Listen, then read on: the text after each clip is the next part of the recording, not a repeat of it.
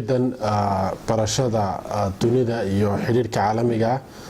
runtii waxa ka mid tahay kuliyadaha social science ama cilmiga bulshada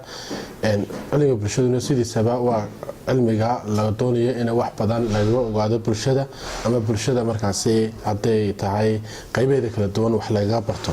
marka kuliyadan barashada maxaa la yiraahdaa xiriirka caalamiga iyo dunidu waa kuliyadaha gaarka ah ee ardayda lagu talagalay ka soo baxaysa secondaryada amba schoolska dalka inay wax badan ka ogaadaan aqoonta xiriirka caalamiga waxa sidoo kale ay wax badan ka baranayaan qaabka ay dunidu u shaqeyso waxa sidoo kale wax badan ay ka ogaan doonaan marka ay kuliyada ku biiraan ama ay bartaanba in ay helaan aqoon ku filan oo ku saabsan in ay bartaan dawladda iyo waxay qabato dawladaha iyo qaabka ay u shaqeeyaan hay'adaha caalamiga iyo noocyada kala duwan ee leeyihiin hay'adaha caalamiga iyo sida ay u shaqeeyaan sida kuwa jamciyadda qurumaha ka dhaxaysa kuwa wadamada ama dawladuhu ay wada sameysteen ardayda sidoo kale wuxuu kooraskani u faa'iido u yahay inay ardaydu bartaan xalinta khilaafaadka soo kala dhaxgala dalalka ama dawladaha iyo macaamilka guud ee ka dhaxeeya dawladaha kala duwan ee markaas dunida waxa kale ugu muhiimsan oo ardaydu ay markaa ka baran karaan qaabkay u shaqeeyaan safaaradaha wadamada kala duwan ama safaaradaha dalalku ay ku leeyihiin dalal kale iyo safiirada ka shaqeeya safaaradahaasi iyo shuruucda lagu maamulo ay ardaydu ay faa'iido ka heli doonaan waa maxay ujeedooyinka laga leeyahay in kuliyadan markaasi lagu dhigo ujeedooyinka laga leeyahay in kuliyadan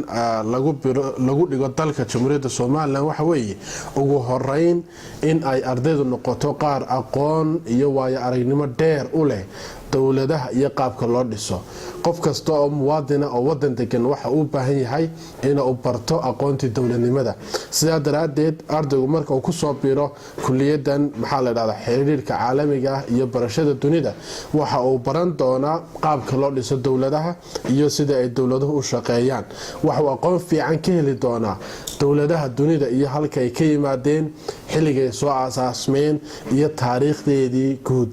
iyo wadamada guud ahaan Afrika iyo qaaradaha kale ee dunidaba waxa ay ardayda ka soo baxdaa aqoon fiican iyo waayo aragnimo ay ka heli doonaan oo ay baran doonaan khibrad iyo markaasi maxaa la yiraahdaa waayo aragnimo la xiriidha siyaasadda arrimaha dibadda ee dalalka dunidu iyo qaabkay u shaqeeyaan sidoo kale waxa uu ardaygu aqoon fiican ka baran doonaa marka uu kuliyadan ku soo biiro in uu barto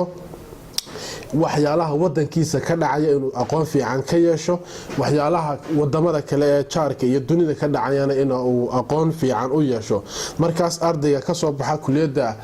xiriirka caalamiga iyo barashada dunidu waa arday ku hubaysan inuu noqdo arday maxaa la yiraahdaa aqoon dhinacyo kala duwan leh waxa uu baranaya xisaabaadkii waxa uu baranaya maxaa la yiraahdaa khilaafaadka iyo xalinta sida khilaafaadka loo xaliyo waxa uu baranaya hay'adaha caalamiga nooca u shaqeeyaan ardaydu markay dhameeyaan maxay ka shaqeyn doonaan mustaqbalkooda maxaa uu noqon doonaa inay ka shaqeeyaan ardayga barta xiriirka caalamiga iyo siyaasadda marka uu dhameeyo amba uu qalin jabiyo waxa la rajaynayaa amba in laga baahan yahay amba uu noqon karo mustaqbalka inuu noqdo la taliye dawladaha amba dawladaha tala siiya waxa uu noqon karaa oo door muhiim ah ka ciyaari kara in uu ka qayb qaato wada hadallada iyo maxaa la yiraahdaa